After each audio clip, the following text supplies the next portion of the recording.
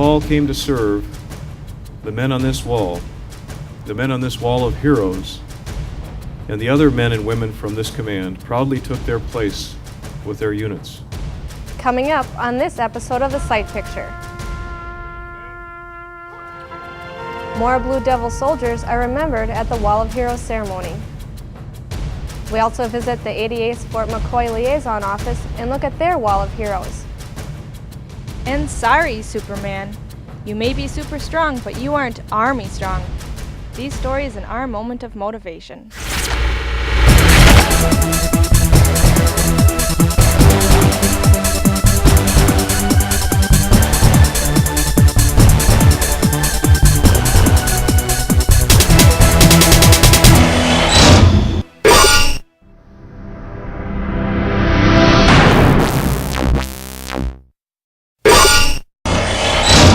Welcome to The Sight Picture, shooting on location at the permanent home of the Wall of Heroes at Fort Snelling, Minnesota. I'm Sergeant Greta Lind. In July of 2005, the 88th unveiled its Wall of Heroes Memorial. In the initial unveiling, 17 Blue Devil soldiers killed in the global war on terrorism were remembered and honored for their sacrifice. In May of this year, 3 more Blue Devil soldiers were added to the wall. Sergeant Josh Twerberg has this story. A hero is described as a person of distinguished courage or ability, admired for their brave deeds and noble qualities. That is how we will always remember the 20 men whose faces adorn the Wall of Heroes Memorial. In July of 2005, the 88th held its first Wall of Heroes ceremony, honoring 17 Blue Devils who paid the ultimate sacrifice in the global war on terrorism. And last summer, another ceremony was held to add 3 more fallen soldiers to the wall. First Lieutenant Matthew R. Stovall, 401st Transportation Company, Battle Creek, Michigan. Sergeant Kendall K. Frederick, Company C, 983rd Engineer Battalion, Monclova, Ohio. Sergeant First Class Matthew R. Kading, Company C, 983rd Engineer Battalion, Monclova, Ohio.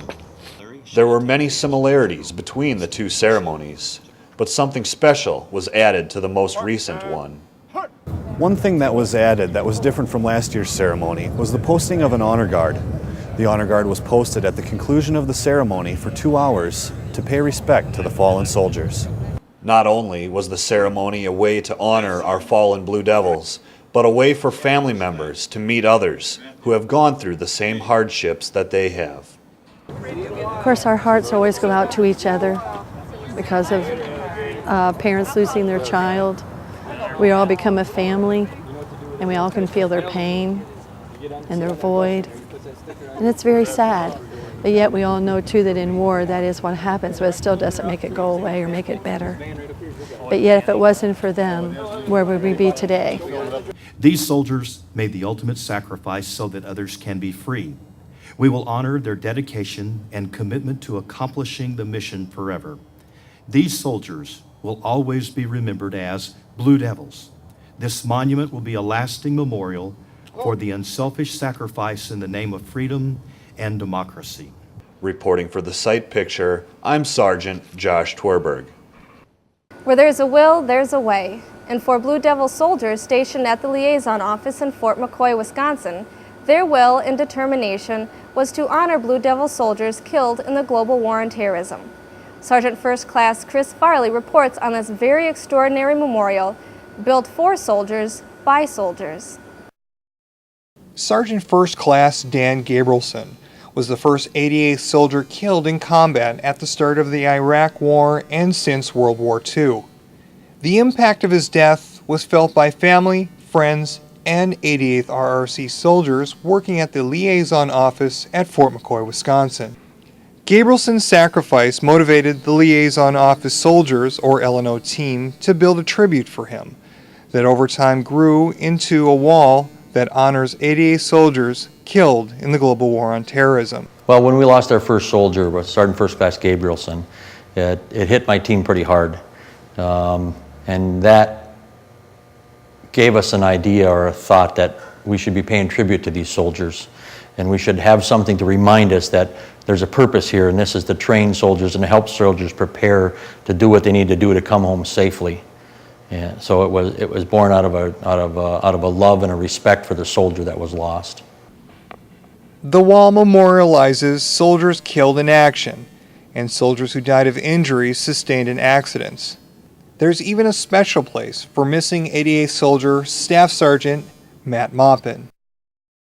Every unique feature on the wall, from the M16 shell casing drilled into the plaques and the identification tags hanging from the casings, weren't created by just one soldier.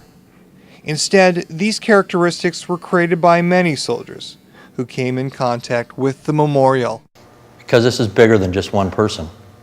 The hearts and the effort of the soldiers that built these is their time, it's our money, it's our team, it's our small way of showing reverence and respect for these soldiers, and it's bigger than any of us.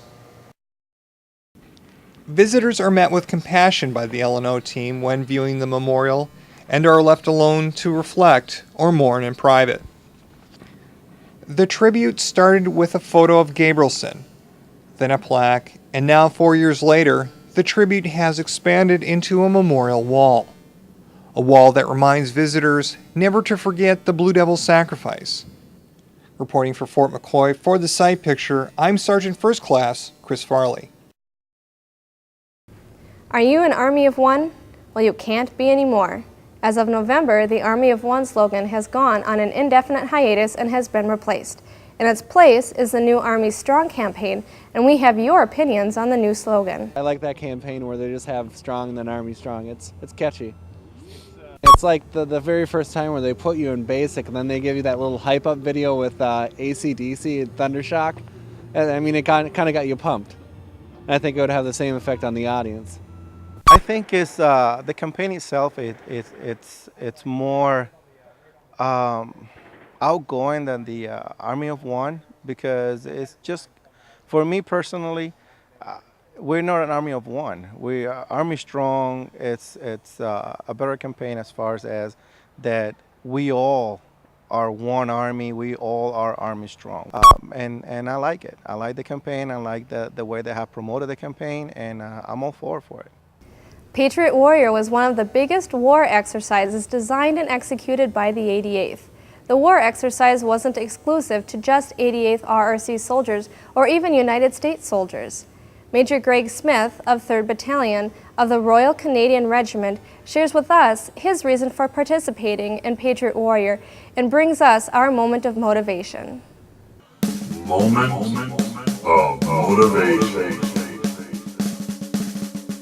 Well, we've taken the opportunity to come down here on Exercise Patriot Warrior, particularly because I think your Air Force needed some guys to throw out of airplanes, and we're always happy for that to happen. So they've got lots of Hercs and some other planes available for us, and we've used that opportunity and the fact that we have some drop zones available here.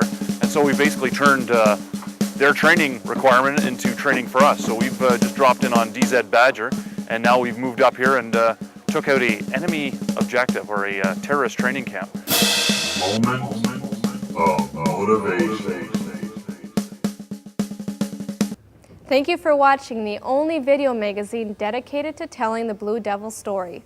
I'm Sergeant Greta Lind saying, keep us in your sight picture, and we'll see you next time.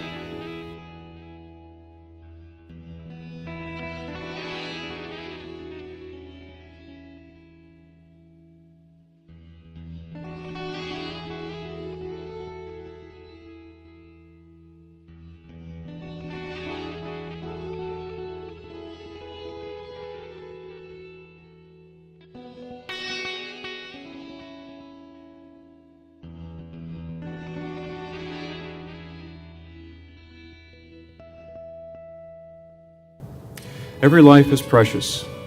Every life is unique. And by paying honor to these 3 soldiers here today, we pay honor to all the soldiers who have died during war and peace, in support of our nation and in support of our way of life.